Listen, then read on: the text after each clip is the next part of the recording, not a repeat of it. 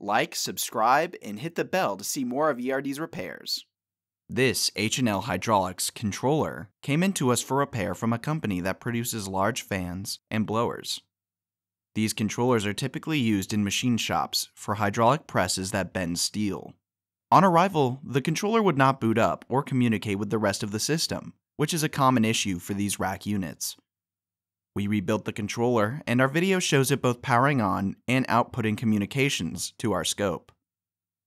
ERD has worked on units for the machining industry for decades and is dedicated to providing the best possible repairs. So, if your press controller is down, call us today for your quote.